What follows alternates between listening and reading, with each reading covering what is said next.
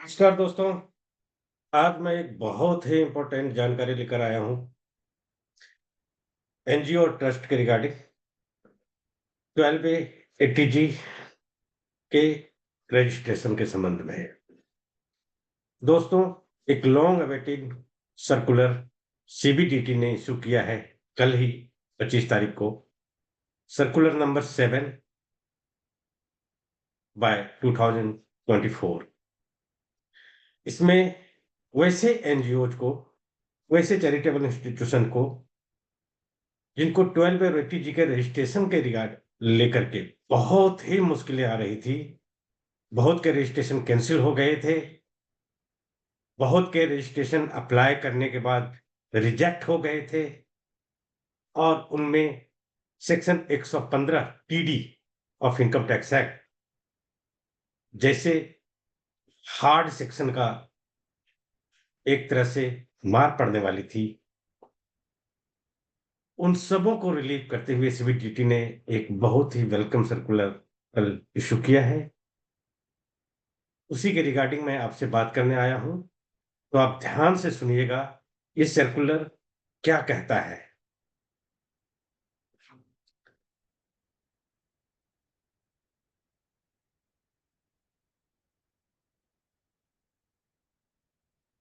मैं एक बार शेयर कर लेता हूं इसे।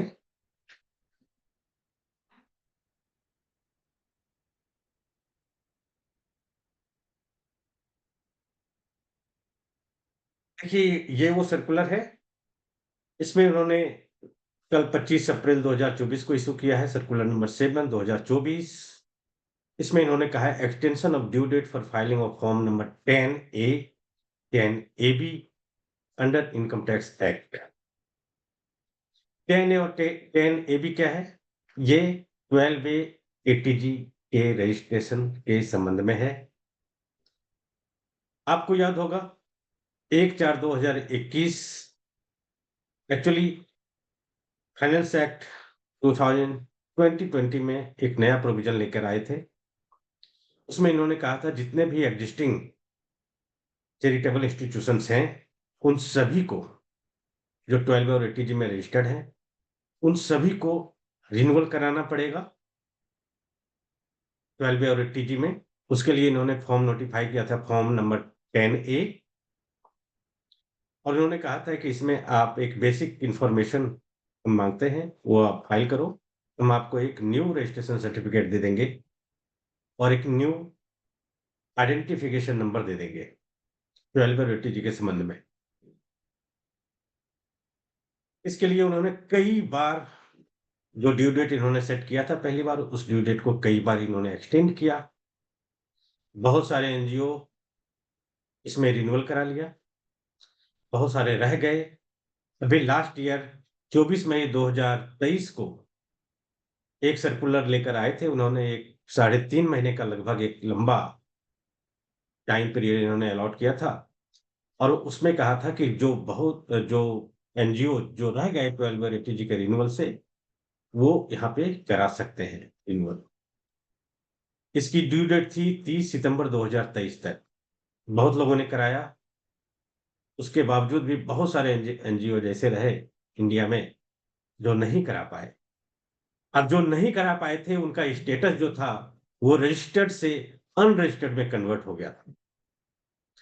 और जैसे ही रजिस्टर्ड से अनरजिस्टर्ड में कन्वर्ट हुआ उनका स्टेटस, तो सेक्शन 115 टीडी उनके ऊपर एप्लीकेबल हो गया था। डिपार्टमेंट ने सेक्शन 115 टीडी के लिए भी कोई नोटिस इशू नहीं किए। सेक्शन 115 टीडी कहता है कि एक्रेटेड टैक्स ऐसे एनजीओ पे एप्लीकेबल हो जाएगा जो रजिस्टर्ड थे पहले और किसी भी वजह से उनका रजिस्ट्रेशन कैंसिल हो गया है, यानी कि वो अनरजिस्टर्ड इंस्टीट्यूशन में कन्वर्ट हो गए। उसमें 30% के हिसाब से उनके बैलेंस शीट में जो भी आइटम है एसेट साइड में, उसमें एलिजिबल लायबिलिटीज को माइनस करने के बाद मार्केट रेट पे 30% के हिसाब से उनको एक टैक्स लग जाएगा।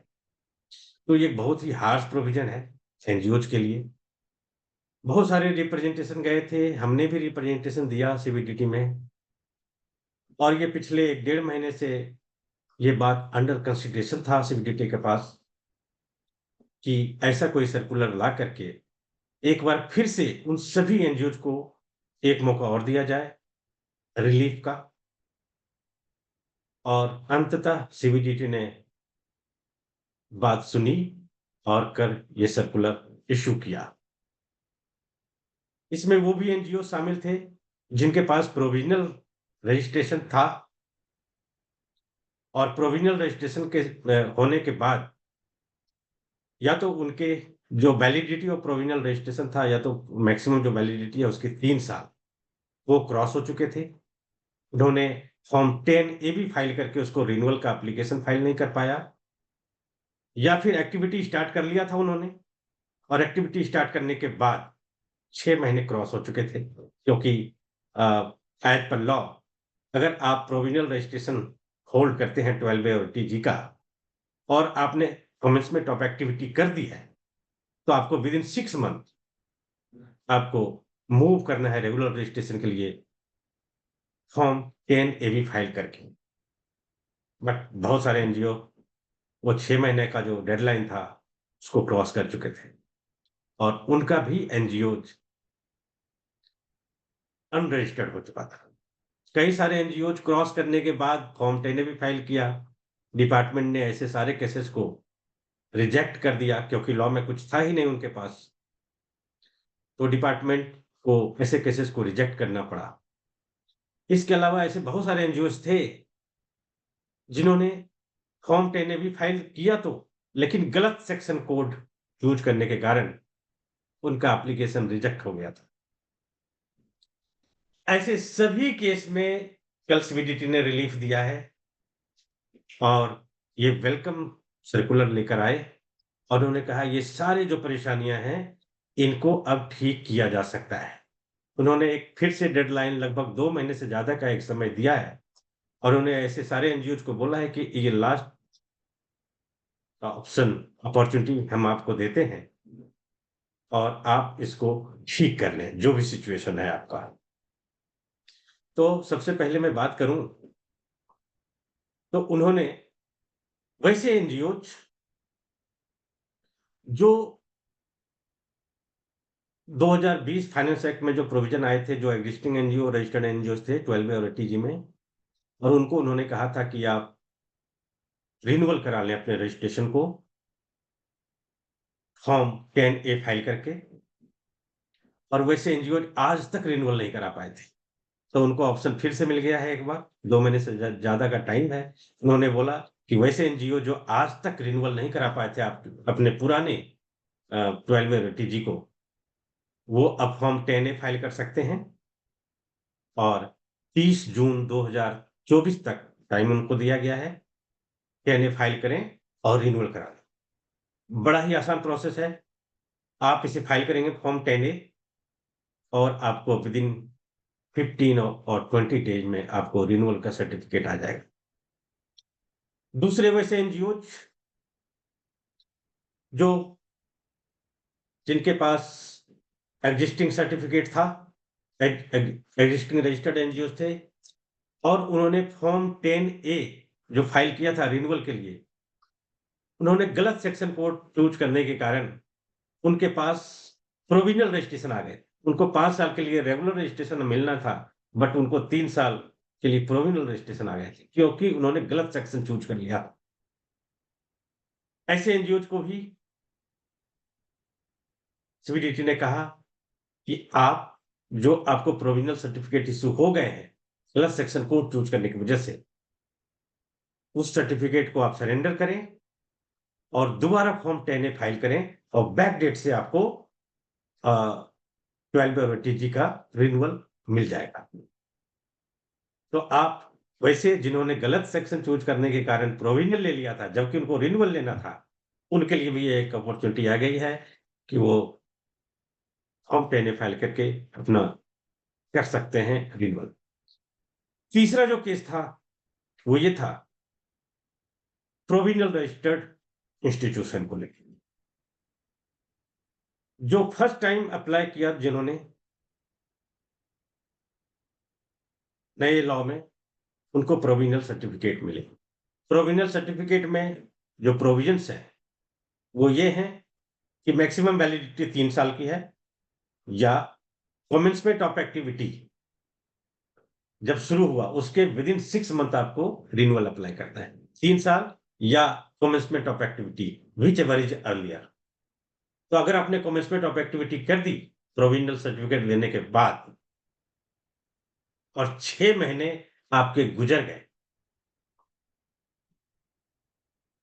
तो आपका एनजीओ अनरजिस्टर्ड हो गया था। ऐसे केस में भी उन्होंने बोला कि जिन्होंने प्रोविजनल सर्टिफिकेट लिया हुआ था, 6 मह कमेंसमेंट ऑफ एक्टिविटी स्टार्ट कर दी, 6 महीने गुजर गए, वैसे एनजीओज भी यहाँ पे आएँ और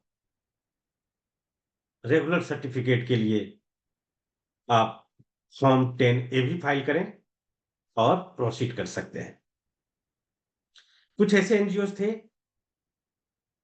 जिन्होंने प्रोविजनल सर्टिफिकेट लिया हुआ था, 6 महीने निकल गए, 6 महीने निकलने के बाद उन्होंने फॉर्म 10 ए भी फाइल किया। वैसे केस में डिपार्टमेंट को उन सभी एप्लीकेशन को रिजेक्ट करना पड़ा, क्योंकि 6 महीने जो प्रोविजन था लॉ में, उसको उन्होंने क्रॉस कर दिया था। डिपार्टमेंट ने ऐसे सारे एप्लीकेशन को रिजेक्ट किया, और जैसे ही रिजेक्ट किया, वैसे ही उनके जो प्रोविजनल रजिस्ट्रेशन थे वो भी, और जो उनके रेगुलर रजिस्ट्रेशन के लिए एप्लीकेशन था वो भी, दोनों रिजेक्ट हो गए, दोनों को कैंसिल कर दिया उन्होंने। तो ऐसे एनजीओज को भी सीबीडीटी ने इसी सर्कुलर के माध्यम से रिलीफ दे दिया है। उन्होंने बोला कि जिनके एप्लीकेशन जो फॉर्म 10 भी फाइल करके आपने मूव किया था और रिजेक्ट हो गए, वैसे संस्था भी फॉर्म 10 भी दोबारा फाइल कर सकते हैं और सही सेक्शन कोड में उसे अप्लाई करके एप्लीकेशन मूव कर सकते हैं। ये जो प्रोविजंस है 1280 के अलावा जो 1023 में अप्रूव्ड इंस्टीट्यूशन है, उनके लिए भी सेम प्रोविजन है। उनको भी अगर सर्टिफिकेट अप्रूवल 1023 की, अगर ये कारण जो मैंने अभी डिस्कस किया 3-4 कारण, उसमें अगर वो कहीं ना कहीं फंस गए, तो उनको भी अपॉर्चुनिटी है कि वो अकॉर्डिंगली फॉर्म 10 ए या फॉर्म 10 ए बी फाइल करके एप्लीकेशन मूव कर सकते हैं। इसके अलावा जो सेक्शन 35(1) to 13 में रिसर्च इंस्टीट्यूशन थे, जिनको वहां नोटिफाई किया गया था, वैसे इंस्टीट्यूशन को भी यहाँ पे ये इसी सर्कुलर के माध्यम से इन्होंने ये ऑप्शन दे दिया है कि आप भी आप अकॉर्डिंगली जो भी फॉर्म एप्लीकेबल है आपके ऊपर, उसको मूव करके और एप्लीकेशन फाइल कर सकते हैं फॉर्म 10 ए या 10 ए बी में। इसका जो एक्सटेंशन है, मैं जैसा कि मैंने पहले भी बताया, 30 जून 2024 तक। तो आप समझ से ये आग्रह है कि 30 जून 2024 तक जो भी सिचुएशन आपके साथ है, उसको आप ठीक कर लें। फॉर्म 10 ए या फॉर्म 10 ए भी फाइल करें, जो भी एप्लीकेबल है आपके ऊपर, और इसको मूव करें। और जो सिचुएशन सेक्शन 115 टीडी का जो तलवार जो ऐसे एनजीओ पे आ खड़े हुए थे, वो सभी ठीक कर सकते हैं। तो दोस्तों, कोई भी क्वेरी हो तो आप निसंदेह, जैसे हमेशा से पूछते आए हैं, आप पूछ सकते हैं।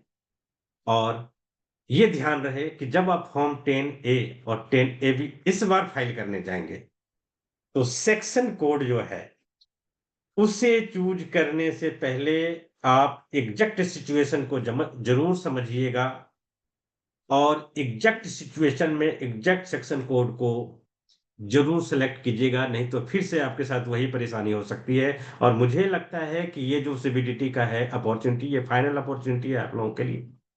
तो आप जरूर थोड़ा सा आर&डी करके कि आपके ऊपर कौन सा जब आप फॉर्म 10 ए या 10 ए भी फाइल करने जाएंगे, तो ड्रॉप डाउन में जब सेक्शन कोड्स वहां पे चूज करेंगे, तो ड्रॉप डाउन में आपको बहुत सारे सेक्शंस का ऑप्शन मिलेगा। तो वहां पे चूज करने से पहले आपको थोड़ी सी पढ़ाई करनी है, या जो जानकार हैं उनसे आपको बात करनी है, पूछनी है, और उसके बाद ही वो फॉर्म फाइल करना है। तो यहाँ पे गलती नहीं होनी चाहिए। तो थैंक यू, आप लोग सभी प्रोसीड करें इस चीज़ के लिए, और कोई भी परेशानी हो तो हमसे बात करें। हम हमेशा की तरह 24/7 आपके लिए अवेलेबल हैं। नमस्ते।